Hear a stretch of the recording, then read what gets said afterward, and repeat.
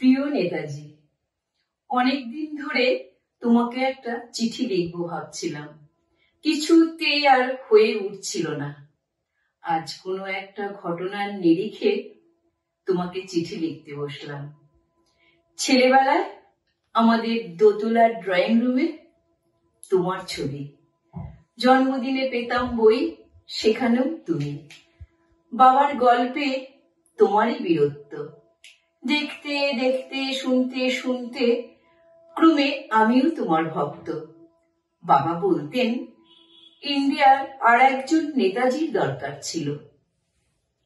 মা গাইতেন বীর সুভাষের মহান দেশ।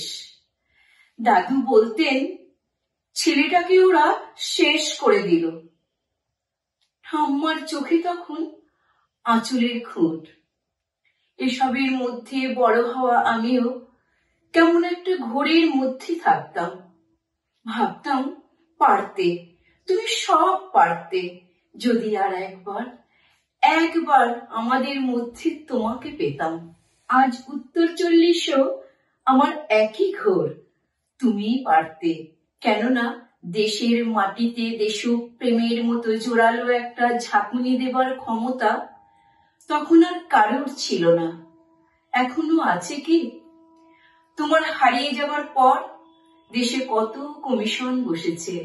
ভারতের পূর্ব পশ্চিম উত্তর দক্ষিণে কোন পীর, কোন সন্ত, কোন দয়ালু বৃদ্ধকে দেখে ভুল করেছে সবাই, ছুটে গেছে তুমি মনে করে, কিন্তু ফিরেছে মাথা নেড়ে। তবু তোমাকে পাবার আশায় বুক বেঁধেছে। তুমি তো শুধু বসু বাড়ির নও, গোটা ভারত বর্ষের মণিকোঠার হীরক, যার আলোর শুদ্ধতা কালোকে সাদা করতে পারে। এই বিশ্বাসে ভর করে সবাই ভেবেছিল তুমি আসবেই, কিন্তু এলে না। কেটে গেল অনেকগুলো বছর, পেরিয়ে এলাম জীবনের অনেক গলি খুঁজি। তুমি এখন বিমানবন্দরে, সভা সমিতিতে, রিসার্চ ব্যুরোতে, এমনকি ছেলের নামকরণেও। শুধু হৃদয়ে যেন দোলা দেয় না। জানো তোমার জন্মদিনটা এখন সবাই ছুটির দিন বলে আয়েশ করে উপভোগ করে, আর ছেলেরা তারা তো এখন দেশ থেকে বিদেশের খবরই বেশি রাখে। আর মেয়েরা, তারাও এখন স্বাধীনতার ভেলায় চড়ে হতচকিত, শুধু মাটিটা কাঁদে।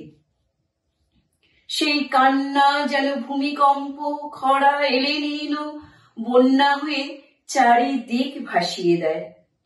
এখনো অভিমান করে শুয়ে থাকবে রেনকোজিতে?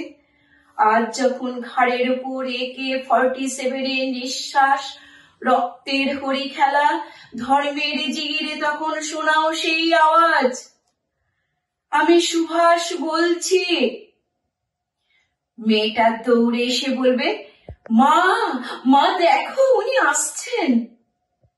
পাশের বাড়ির মেসোমশাই ডাকবেন জানলা দিয়ে, বৌমা আমি বলিনি উনি ফিরে আসবেন।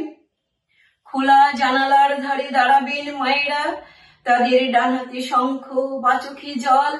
নদী হবে উত্তাল, নৌকা বেসামাল, পরাণ মাঝিও চেঁচাবে, উনি আসতেছেন। সবুজ মাঠে শিশুদের হাতে পতাকার দোলা, উনি আসছেন, উনি আসছেন, উনি ফিরে আসছেন। তোমার হারিয়ে যাওয়া জন্মদিনের ভেতর থেকে উঠে আসুক আর একটা 23-এ, আজ স্বাধীনতার ঠিক আগের মুহূর্তে দাঁড়িয়ে তোমাকে আমার এই চিঠি।